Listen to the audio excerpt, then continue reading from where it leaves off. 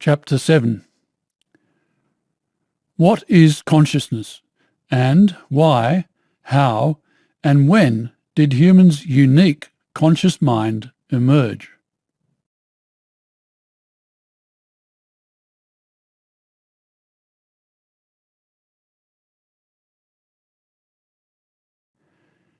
Chapter 7.1 Summary. Earlier in this book, 4 great outstanding questions were identified as having to be solved for peace to finally come to our species' troubled existence.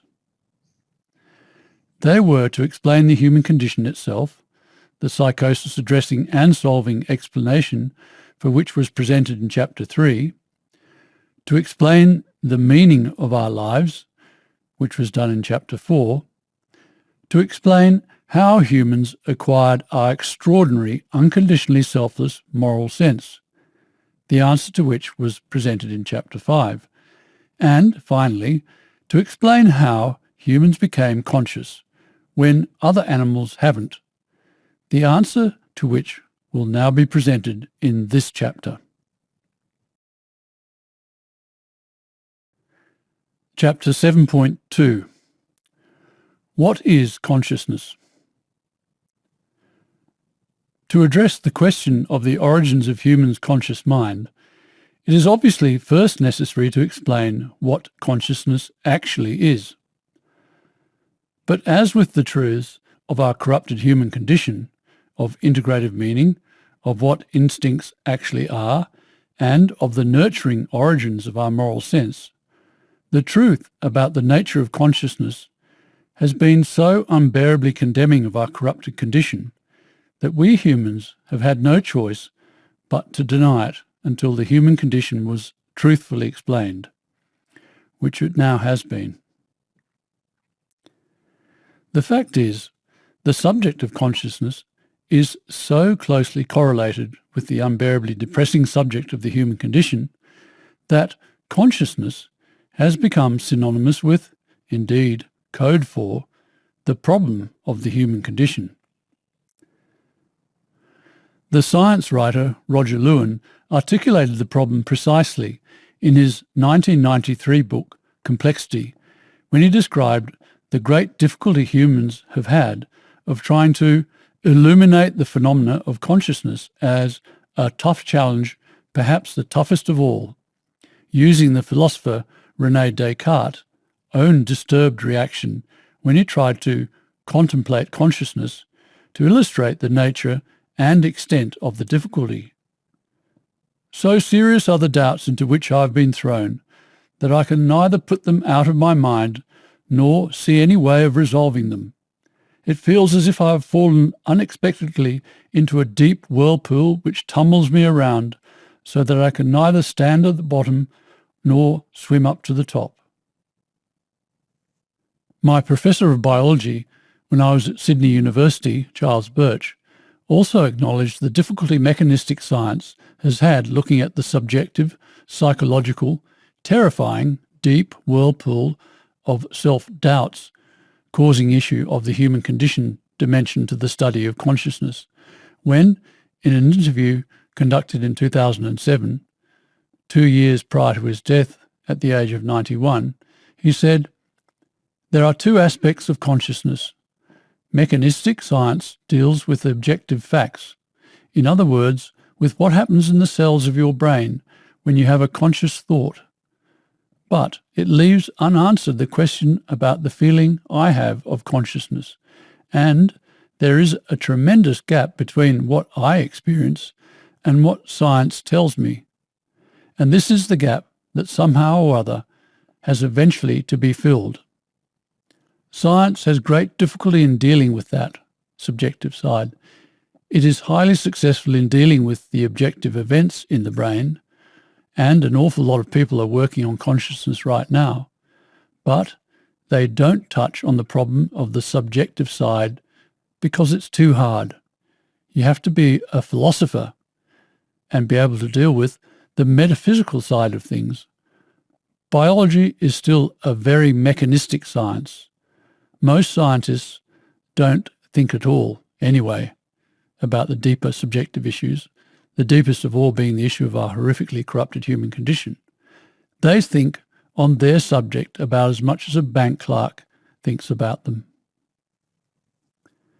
Yes, as the philosopher Benjamin Fong pointed out about all the brain initiatives that are currently taking place, mechanistic science's synthetic focus on the organic rather than the psychological aspect of being conscious can only end in denying humans the possibility of self-transformation. See paragraph 605. These comments by Birch about the limitations of mechanistic science in understanding human behaviour reinforce his other exceptionally honest comments that were mentioned in paragraph 225, specifically that mechanistic science can't deal with subjectivity. What we are all taught in universities is pretty much a dead end, and the traditional framework of thinking in science is not adequate for solving the really hard problems, and biology has not made any real advance since Darwin, and biology right now awaits its Einstein in the realm of consciousness studies. Yes, progress in biology has been stalled at the issue of human behaviour because understanding our behaviour depended on confronting the psychological issue of the human condition that has arisen in humans' conscious brain. So while anyone who has searched the term consciousness on the internet will have found it to be a subject cloaked in mystery and confusion, it's not because consciousness is an impenetrably complex subject, as we may think. It is because it raises the unbearable issue of the human condition, and, as a result, has been deliberately left in an obscure, cryptic state. Resigned, human condition avoiding humans simply haven't wanted to know what consciousness actually is. There have been two particular reasons why the subject of consciousness raised the unbearable issue of the human condition, and why, therefore, examination of it led to such a fearful, all our moorings taken from under us, deep whirlpool of terrible depression for upset humans, and why, it follows, the subject has been deemed a no-go zone. The first particular reason is that even beginning to vaguely contemplate the nature of our human situation invariably led to the initial obvious question of what makes humans unique, with the answer clearly being that we are conscious. But thinking about that marked the start of a very slippery, dangerous slope, because it quickly led to the depressing accusation, well, if we are such a clever species, why do we treat each other and our planet so appallingly? Yes, trying to think about consciousness meant trying to fathom what, when we humans are the only fully conscious, reasoning, intelligent, extraordinarily clever, can get a man on the moon animal, is so intelligent and clever about being so competitive, selfish and aggressive. In fact, so ruthlessly competitive, brutal and even murderous that human life has become all but unbearable, and we have nearly destroyed our own planet. It is worth recalling here the powerful words of the polymath Blaise Pascal and the playwright William Shakespeare that were included in chapter 1.2. When it came to articulating the bewildering dichotomy of our species' condition, neither man minced his words, with Shakespeare writing in Hamlet, "What a piece of work is man! How noble in reason! How infinite in faculty! In action, how like an angel! In apprehension, how like a god! The beauty of the world, the paragon of animals! And yet, to me, what is this quintessence of dust? Brutal and barbaric, man delights not me." Pascal followed suit in 1669, despairing, "What a chimera then is man! What a novelty! What a monster! What a chaos! What a contradiction! What a prodigy! Judge of all things, imbecile, worm of the earth, repository of truth, a sewer of uncertainty and error, the glory and the scum of the universe." Each was daring to ask the same unbearable question. How is it that humans can be the most brilliantly clever of creatures, the ones who are godlike in our infinite faculty of reason and apprehension, a glorious angel-like prodigy, capable of being a judge of all things and a repository of truth, and yet also be so mean, so vicious, so capable of inflicting pain, cruelty, suffering, and degradation?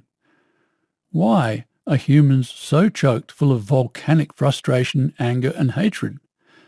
The species that behaves so appallingly that we seem to be monsters, imbeciles, a sewer of uncertainty and error and chaos, the essence of dust, the scum of the universe. Yes, the unbearable prospect that our intelligent, rational, insightful, aware, understanding human mind has, it seems, unintelligently, irrationally, thoughtlessly, indifferently, and stupidly almost destroyed the whole planet we live on and brought human existence to a state of unbearably lonely, alienated, selfish, aggressive, and egocentricity-crazed dysfunctionality, has been an extremely confronting matter to think about. While our fully conscious, intelligent mind is surely the culminating achievement of the grand experiment in nature that we call life, it also appeared to be to blame for all the devastation and human suffering in the world. Rather than being wonderful, our conscious mind appeared to be the plague of the planet.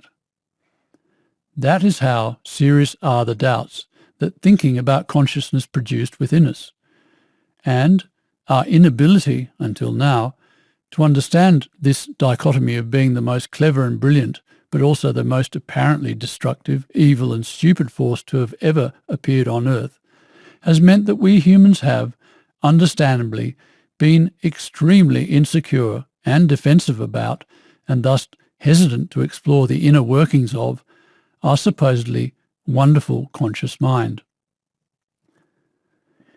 The second particular reason why the subject of consciousness has been so confronting is because thinking about the nature of consciousness quickly brought us into contact with the truth of the selflessness-dependent, loving, integrative meaning of existence, the unbearably depressing implications of which were described in Chapter 4.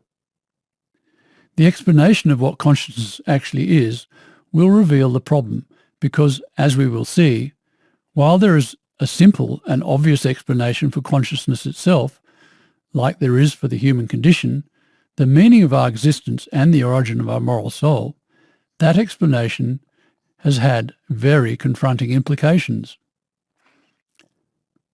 As briefly described in Chapter 3.3, humans can be distinguished from other animals by the fact that we are fully conscious, that is, sufficiently able to understand and thus manage the relationship between cause and effect to wrest management of our lives from our instincts and even to reflect upon our existence, specifically the issue of our immensely upset human condition that wresting management from our instincts brought about.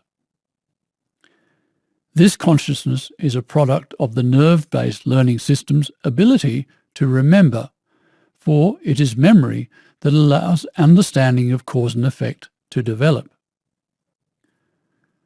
To elaborate, nerves were originally developed as connections for the coordination of movement in multicellular animals.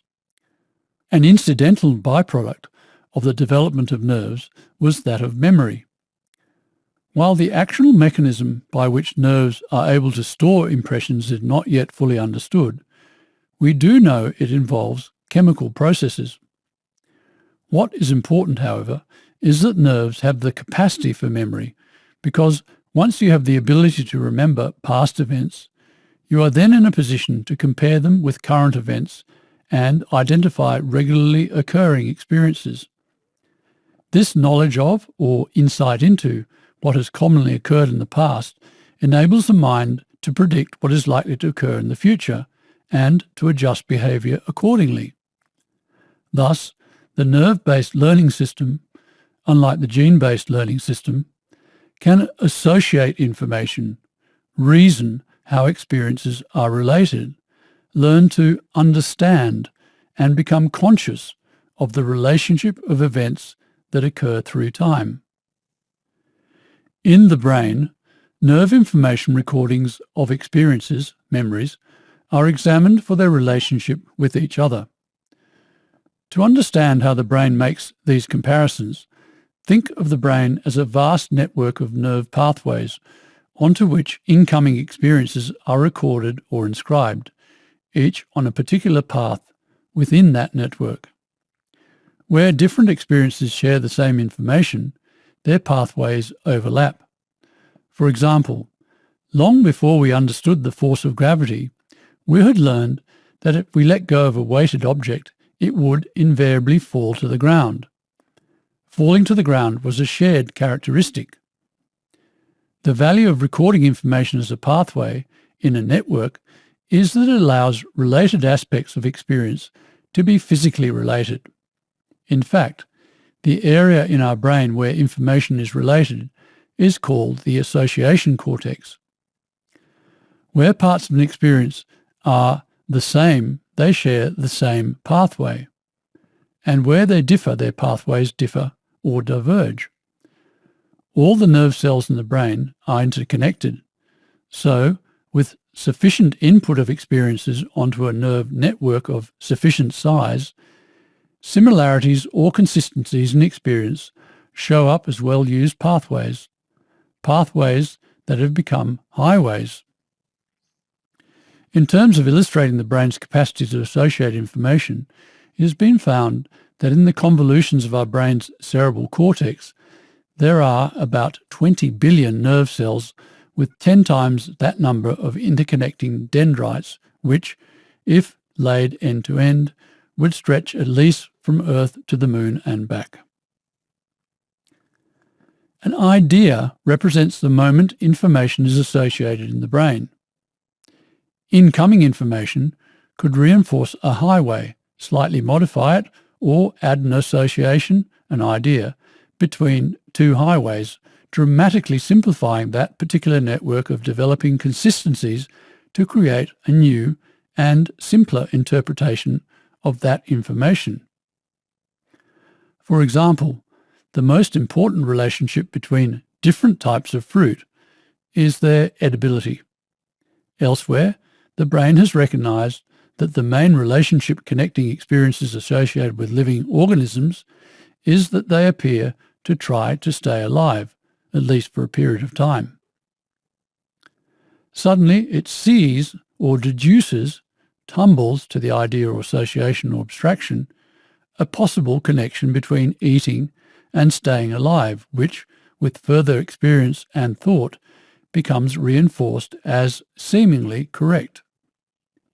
Eating is now channeled onto the staying alive highway, and it is at this point of information association that the issue of the human condition appears, for any subsequent thought would try to deduce the significance of staying alive, and beyond that, the meaning of life and the relevance of selfishness and selflessness. Ultimately, the brain would arrive at the unbearable truth of integrative meaning, which, as explained in Chapter 4, upset humans have not wanted to face because it confronted us with our lack of integrativeness, with our divisiveness. The process of forgetting also plays a part in forging the relationship between experiences. Since duration of nerve memory is related to use, our strongest memories will be of those highways, those experiences that have the greatest relativity. Our experiences not only become related or associated in the brain, they also become concentrated because the brain gradually forgets or discards inconsistencies or irregularities between experiences. Forgetting serves to cleanse the network of less consistently occurring information, preventing it from becoming cluttered with meaningless, non-insightful information. Once insights into the nature of change are put into effect, the self-modified behaviour starts to provide feedback, refining the insights further. predictions are compared with outcomes, leading all the way to the deduction of the meaning of all experience, which, as emphasized, is to order or integrate matter. Our language development took the same path as the development of understanding. Commonly occurring arrangements of matter and commonly occurring events were identified, became clear or stood out. Eventually, all the main objects and events became identified and, as language emerged, named. For example, we named those regularly occurring arrangements of matter with wings birds, and what they did we termed flying. Consciousness, therefore, is the ability to understand the relationship of events sufficiently well to effectively manage and manipulate those events. It represents the point at which the confusion of incoming information clears, starts to fit together or make sense, and the mind becomes effective, a master of change. Chimpanzees, for example, demonstrate consciousness when they effectively reason that by placing boxes one on top of the other, they can create a stack that can be then climbed upon to reach a banana tied to the roof of their cage. It should be pointed out, however, that it is one thing to be able to stack boxes to reach bananas, to manage immediate events, but quite another to effectively manage events over the long term, to be secure managers of the world. In fact, as will be explained in Chapter 8, bonobos, and to a lesser degree the other great apes, demonstrate the same degree of consciousness that humans exhibit during infancy, the stage between the ages of 2 and 3, when we develop sufficient consciousness to recognize that we are at the center of the changing array of experiences around us. It is when we become aware of the concept of I, or self, and discover conscious free will, the power to manage events. This is followed by the childhood stage, during which we revel in this free will, play or experiment with it, while adolescence is when we encounter both the sobering responsibility of free will and the agonizing identity crisis brought about by the dilemma of the human condition, of whether or not we are meaningful beings. Adulthood, it follows, is the mature stage that humanity is now in a position to enter, for we finally have the understanding of the human condition that allows us to end our species' insecure state of adolescence forever. In summary, insight was the term given to the nerve highways, the correlation our brain made of the consistencies or regularities it found between events through time. Once humans could deduce these insights, these laws governing events in time past, we were in a position to predict or anticipate the likely turn of events. We could learn to understand, be conscious or aware of what happened through time. Our intellect could understand the design inherent in and the process behind changing information. It could learn the predictable regularities or common features in experience, and thus ultimately distill the integrative theme or meaning or purpose or direction of existence.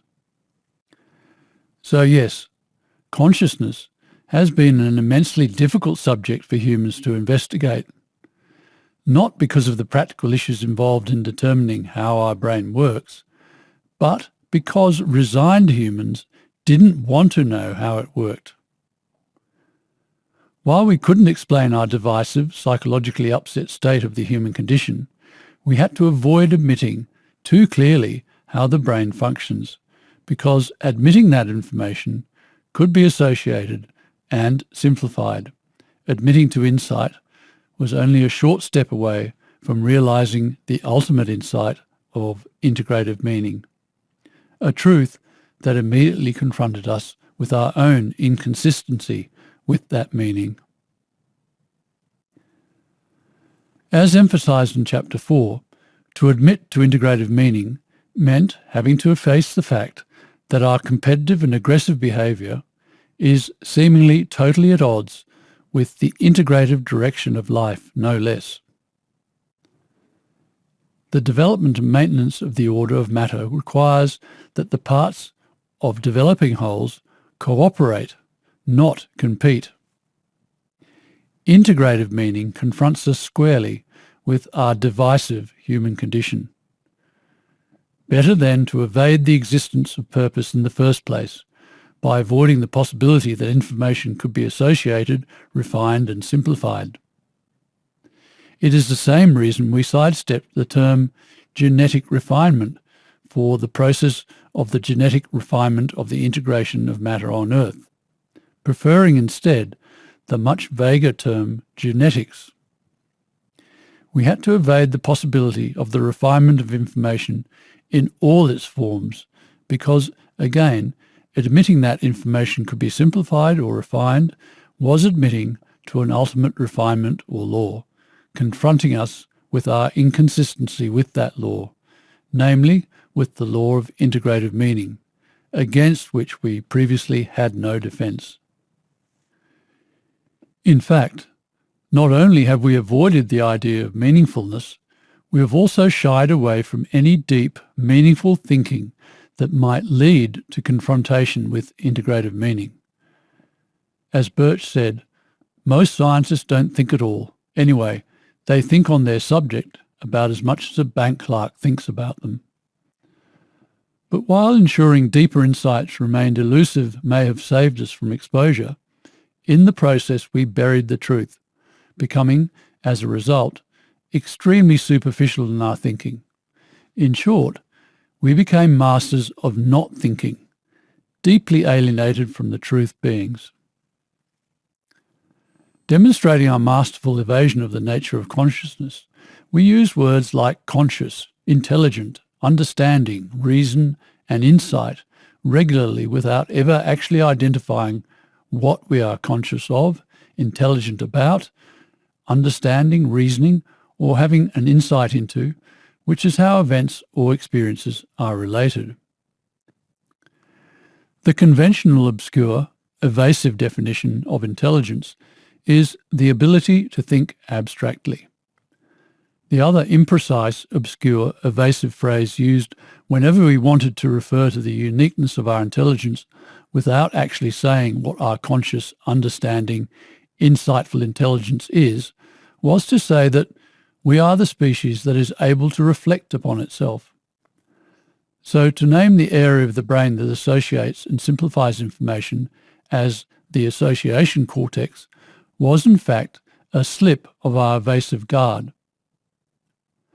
Of course, when we weren't on our guard against exposure, few would deny that information can be associated, simplified, and meaning found. In fact, most of us would say we do it every day of our lives. If we didn't, we wouldn't have a word for insight. That is the amazing aspect of our denial of anything that brings the dilemma of the human condition into focus. It is not unusual for resigned humans to accept an idea up to a point, but as soon as it starts to lead to a confronting conclusion, pretend it doesn't exist, and do so without batting an eyelid. To illustrate how we avoided acknowledging the fundamental ability of the brain to associate and reduce information to essentials, and thus be forced to deduce the integrative meaning or theme or purpose in the experience, consider the following case from my files of a 1987 Newsweek magazine cover story. While the title and subject of the 9-page article raised the crucial question of how the brain works, the author referred to the association capability of the brain in such an unnecessarily complicated way, it was effectively buried. Productive thought requires not just the rules of logic, but a wealth of experience and background information, plus the ability to generalize and interpret new experiences using that information. The ability to generalize and interpret is the ability to associate information, but the meaning is all but lost in the sentence. In case it is thought this convoluted description may have been due to poor expression rather than deliberate evasion on the part of the author, it should be pointed out that apart from a mention of chunking or grouping of similar memories together, and one unavoidable mention of the association cortex, the article contains no other reference to the brain's fundamental ability to associate information. The entire 9-page piece on how our brain works hangs on this one inept sentence. If you are not intending to be evasive, it is not difficult to clearly describe the mind's ability to associate information, as has just been done. More recently, National Geographic magazine's February 2014 edition carried a feature story on how the human mind really works. But again, the article didn't go anywhere near the issue of how the human mind really works. Titled Secrets of the Brain, New Technologies Are Shedding Light on Biology's Greatest Unsolved Mystery, How the Brain Really Works. The article referred to President Barack Obama's Brain Initiative and mentioned disorders such as schizophrenia, autism, and depression. However, there was not even an attempt in this article to address and explain the all-significant feature of the human mind of consciousness. In fact, there was no mention of consciousness, and certainly not of the dilemma of the human condition associated with being a conscious species. The article was completely mechanistic, totally evasive of any even oblique reference to the crippling psychosis and neurosis involved in the disorders now plaguing our conscious human mind.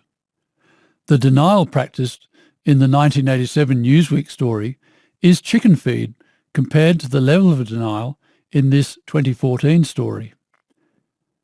Benjamin Fong was certainly right when, as mentioned in paragraph 605, he predicted that the real trouble with the Brain Initiative would be its synthetic focus on the organic rather than the psychological nature of mental problems. I should emphasize that our evasion and denial is often obviously false, and yet we believed it because we had to. For instance, in the case of integrative meaning, we are surrounded by examples of integration everywhere we look. Every object, enduring or otherwise, is a hierarchy of ordered matter, testament to the development of order of matter. And yet we have denied it, just as mechanistic science couldn't even provide a definition for two of humanity's most commonly used and important words or concepts, love and soul. The hypocrisy inherent in denial is palpable, yet understandable.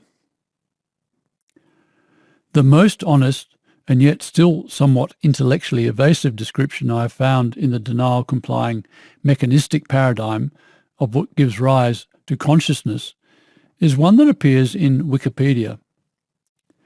Memory allows sensory information to be evaluated in the context of previous experience and allows information to be integrated over time so that it can generate a stable representation of the world.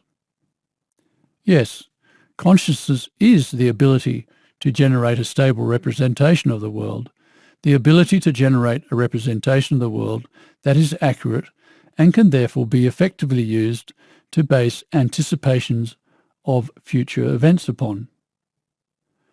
So it is not difficult to explain consciousness if you are not needing to avoid what it is. To look at someone with a track record of thinking truthfully, it was mentioned in paragraph 187 that the naturalist Eugene Marais wrote these amazingly insightful words about the human condition. The highest primate, man, is born an instinctive animal. All its behaviour for a long period after its birth is dominated by the instinctive mentality. It has no memory, no conception of cause and effect, no consciousness. As the individual memory slowly emerges, the instinctive soul becomes just as slowly submerged. For a time, it is almost as though there were a struggle between the two. Notice the ease with which Murray describes consciousness. Memory makes possible conception of cause and effect, which gives rise to consciousness. It really is as obvious and straightforward as that.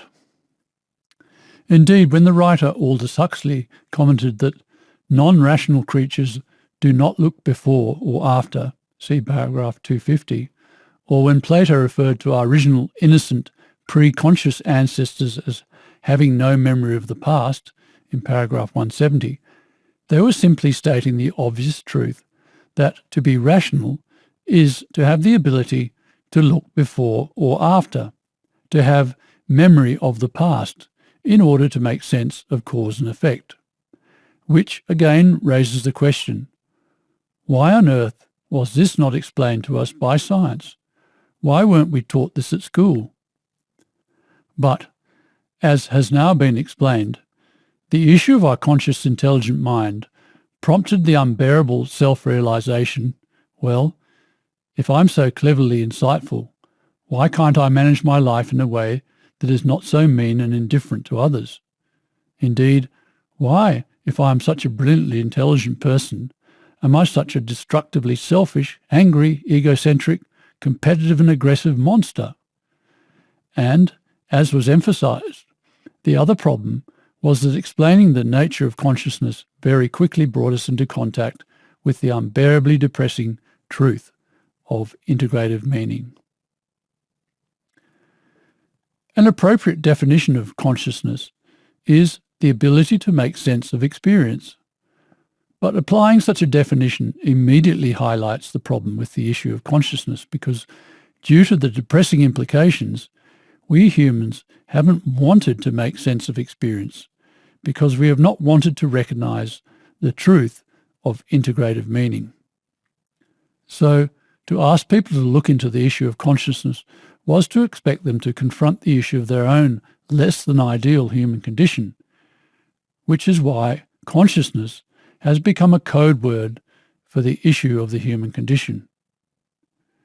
We can therefore appreciate why, when Descartes tried to contemplate consciousness, it caused him such fearful depression that he said, "It feels as if I have fallen unexpectedly into a deep whirlpool which tumbles me around so that I can neither stand on the bottom nor swim up to the top."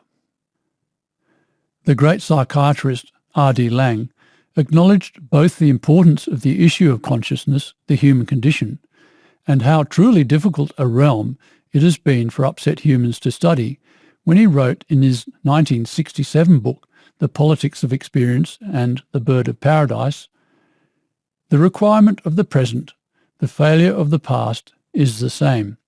To provide a thoroughly self-conscious and self-critical human account of man, our alienation goes to the roots.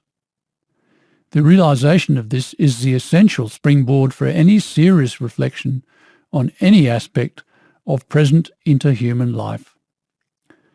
We respect the voyager, the explorer, the climber, the spaceman. It makes far more sense to me as a valid project, indeed as a desperately, urgently required project for our time, to explore the inner space and time of consciousness. Perhaps this is one of the few things that still make sense in our historical context. We are so out of touch with this realm, so in denial of the issue of the human condition, that many people can now argue seriously that it does not exist.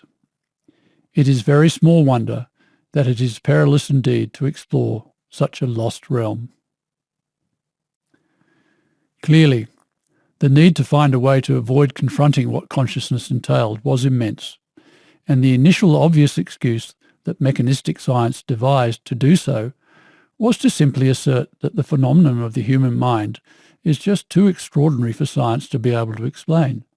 That, as a mechanistic scientist might say, while science might expect to be able to explain the physical mechanisms operating in our brain, it is beyond our present powers of explanation to account for how a collection of neurons could produce the subjective, uniquely personal experience of the human mind. Viewed superficially, it is incredible that the mental state, where we have our own personal feelings and particular sense of self, can arise from a bunch of nerves. But really, it is simply a consequence of there having been sufficient development of nerves' ability to understand cause and effect. In the same light, it is amazing that 92 elements operating under the law of negative entropy could give rise to the amazing variety and complexity of life that we see around us, or that the simple combustion engine could give rise to the amazing phenomenon that is a Ferrari sports car. But they have.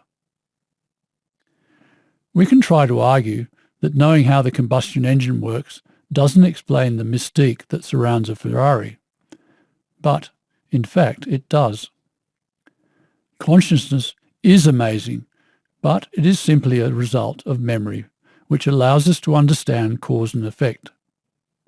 So while the claim that it was beyond our current powers to explain the phenomenon of consciousness no doubt helped upset humans avoid the issue of the human condition, the argument was in truth nothing more than intellectual bluff.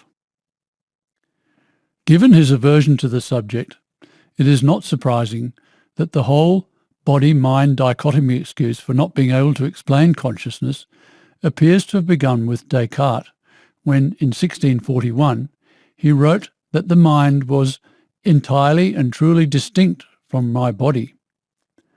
This idea of consciousness as a sort of ghost in the machine of the brain, which could not be explained in physical terms, was embraced by scientists such as Thomas Huxley, who in 1868 wrote, "How it is that anything so remarkable as a state of consciousness comes about as the result of irritating nervous tissue is just as unaccountable as the appearance of the jinn when Aladdin rubbed his lamp." By the 1990s, this excuse that the state of consciousness cannot be accounted for had become so established, it was actually referred to as the hard problem of consciousness, as distinct from the easy problem of explaining the brain's neurological circuitry and activities. The philosopher who coined these terms, David Chalmers, wrote in 1995 that it is widely agreed that experience arises from a physical basis, but we have no good explanation of why and how it so arises. Why should physical processing give rise to a rich inner life at all? And how does the water of the brain turn into the wine of consciousness? How is it that all of this matter adds up to something as complex, as interesting, and as unique as consciousness? In contrasting the easy problem with the supposed hard problem of explaining our subjective mind, the cognitive scientist Steven Pinker wrote in a 2007 Time magazine article that the hard problem is why it feels like something to have a conscious process going on in one's head, why there is first-person, subjective experience. The problem is hard because no one knows what a solution might look like, or even whether it is a genuine scientific problem in the first place. To appreciate the hardness of the hard problem, consider how you could ever know whether you see colours the same way that I do. Sure, you and I both call grass green, but perhaps you see grass as having the colour that I would describe, if I were in your shoes, as purple. In truth, it is intellectual nonsense to argue that we can't reach a shared understanding of the nature of our world. The philosopher John Searle spoke honestly about consciousness when he wrote in 1993 that brain processes cause consciousness, but the consciousness they cause is not some extra substance or entity. It is just a higher level feature of the whole system. The cognitive scientist Daniel Dennett was approaching the truth about the real problems surrounding consciousness when he wrote in his 1991 book, Consciousness Explained, that with consciousness, however, we are still in a terrible muddle. Consciousness stands alone today as a topic that often leaves even the most sophisticated thinkers tongue-tied and confused. And, as with all the earlier mysteries, there are many who insist, and hope, that there will never be a demystification of consciousness. Yes, the psychologically upset and insecure human race hasn't wanted to know what consciousness is because it didn't want to confront the human condition. What was required for humans to tolerate the demystification of consciousness was for the human condition to be compassionately explained, at which point the contrived muddle could be resolved. As Pinker wrote, "I admit that the theory, that consciousness is beyond our powers of explanation, could be demolished when an unborn genius, a Darwin or Einstein of consciousness, comes up with a flabbergasting new idea that suddenly makes it all clear to us. Whatever the solutions to the easy and hard problems turn out to be, few scientists doubt that they will locate consciousness in the activity of the brain." When Birch observed that biology right now awaits its Einstein in the realm of consciousness studies, he too was referring to the need for a biologist to find understanding of the human condition. But, as I explained in paragraph 479, it wasn't genius in the sense of extreme cleverness, a high IQ, that was required to suddenly make it all clear and explain how consciousness arose from the basic activity of the brain, namely memory. It was simply a sound, denial-free, honest approach to thinking about the human condition. Indeed, as will now be explained, focusing on the need for a high IQ to solve problems was just another expression of the insecurity surrounding the whole issue of consciousness, just another way to laud our intelligence and gloss over its corrupting effects. The response taken by adolescents when faced with the unbearable issue of the human condition perfectly illustrates the response virtually all humans have had to confronting the nature of consciousness. So, if the reader will bear with me, I will now briefly reiterate just how determinately adolescents blocked out the issue of the human condition. When the concept of resignation was explained in Chapter 2.2, it was described how, when upset humans were around 14 or 15 years of age, they each tried to face down the issue of the imperfection in the world of humans around them, and in their own behaviour, the issue of the human condition, only to find it a suicidally depressing exercise. As Carl Jung said, when it, our shadow, the negative aspects of ourselves, appears, it is quite within the bounds of possibility for a man to recognise the relative evil of his nature. But it is a rare and shattering experience for him to gaze into the face of absolute evil. To avoid subjecting themselves to that shattering experience ever again, adolescents were forced to resign themselves to never revisiting the issue of the human condition. In fact, every moment thereafter was spent carefully avoiding any encounter with the issue and denying any truths that brought it into focus. What was not described in Chapter 2.2, however, was the strategy a resigned person adopted after resignation.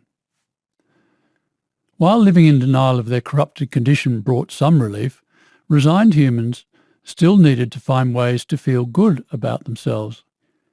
Yes, not only did resigned humans have to find ways to avoid and deny the issue of the human condition, they also had to find ways to convince themselves they were the opposite of flawed and corrupted, and, it would seem, the face of absolute evil. So, unable to refute the negative views of themselves with compassionate understanding, they became focused on emphasizing and developing whatever positive views of themselves they could find or create. In practice, this meant they became preoccupied competing for power, fame, fortune and glory. Winning a football match or behaving in some way that brought praise, basically carrying out any activity that would relieve the insecurity of their condition, became all that mattered. Once the full extent of the imperfection of their corrupted condition became apparent at the time of resignation, the need for reinforcement to counter that uncertainty about their worth became extreme, desperately so for those who were more insecure. So after resignation, the ego, which the concise Oxford Dictionary defines as the conscious thinking self, became extremely selfishly focused or centred on the need for reinforcement and relief from criticism. Thus, in addition to practicing complete denial of any confronting truths and becoming very angry towards any criticism, extreme egocentricity was one of the main characteristics to come out of resignation. Basically, after resignation, the angry, egocentric and alienated responses to the dilemma of the human condition that had emerged in infancy and which had been gradually developing throughout childhood and early adolescence suddenly greatly amplified. Indeed, the extremely self-worth embattled, heroic mantra of the resigned person became one of, as the adages go, give me liberty from criticism or give me death. No retreat, no surrender. Death before dishonour. In essence, I don't believe the criticism is deserved, and in any case it's too unbearable to accept, so I will never tolerate any insinuation that I am a bad person. A more complete description of the process of resignation can be found in Freedom Expanded at www.humancondition.com/freedom-expanded-resignation. We can visualize the situation faced by resigning adolescents by imagining them in a room, with one end containing all manner of depressing truths about the world of humans around them, and, most depressing of all, about their own lives, and the other end, the few positive thoughts and views about the world and about themselves. Well, not surprisingly, resigned humans chose to live entirely at the end of the room where they could be surrounded by the few positives they could identify or develop, especially positive reinforcements for themselves gained through achieving power, fame, fortune and glory. And not only did they stay jammed right up against the wall at that positive end, as removed as humanly possible from any negative truths, they made sure they stood with their nose flat against the wall so they couldn't even see the other side of the room. That is how narrow and limited the existence of a resigned human has been. The upset, resigned mind has been fixated on a few positives about themselves while blocking out a whole room, in fact, a whole universe of subjects and thoughts and awarenesses. In this light, we can appreciate the accuracy of Plato's analogy of humans enshrined in that living tomb which we carry about, now that we are in prison, a long way underground, in a cave where all they could see were shadowy illusions of the real world. This jammed down one end of the room analogy of how the upset, resigned human race has had to live in denial of the whole issue of the human condition also applies to the aspect of the human condition that involves our species' apparently destructive conscious intelligence. Unless we were exceptionally free of upset behaviour, exceptionally nurtured with unconditional real love in our infancy and childhood, and thus exceptionally secure in self and thus able to avoid resignation, thinking truthfully about what consciousness is was only ever going to raise the question of why aren't we cognizant of change and insightful enough to behave in an ideal way. And so to avoid raising those depressing questions, resigned humans had to avoid any truthful analysis of what consciousness actually is. And not only that, they needed to shift their focus entirely away from the issue of what consciousness entails onto any positives they could find about their intellect. The resigned mind had to focus on convincing itself that its intellect is a brilliant talent capable, for instance, of inventing a machine to send man to the moon and back.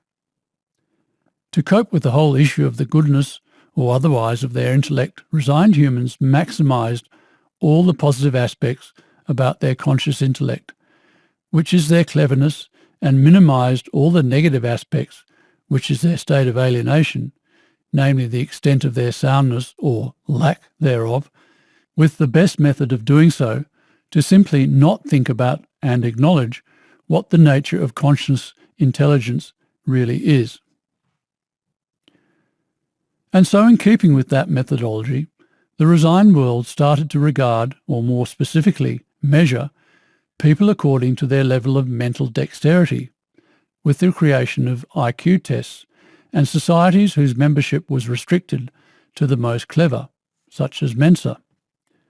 The resigned world only allowed people into university who had high IQs and could pass exams that tested for a person's intellectual brilliance, never for their soulful soundness. It tested children for their ability to remember endless streams of ridiculously superficial and irrelevant facts, such as Queen Isabella V married King Arlo XII in 1522, and together they fought the War of the Itchy Armpits in 1591, or something like that, never asking the real questions of why there were kings and queens and poor people, selfishness, inequality, and indifference to others, and why humans fought and killed each other in wars. And it created game shows that glorified those with the best memories for mundane, superficial facts or for successfully spelling words or completing mathematical sums. It was an extremely escapist, evasive, intellectual world, not a sound, soulful, instinctual world. The emphasis was entirely on intellectual brilliance, not on soulful soundness. It never measured people for how alienated they were, or for the speed at which their minds could block out confronting truth, or the speed at which they could override their instinctive moral sense and exploit others, or for how mentally insecure and thus egocentrically self-preoccupied and thus indifferent to others they were. It only stressed how smart you were, never how corrupted and destructive your intellect was.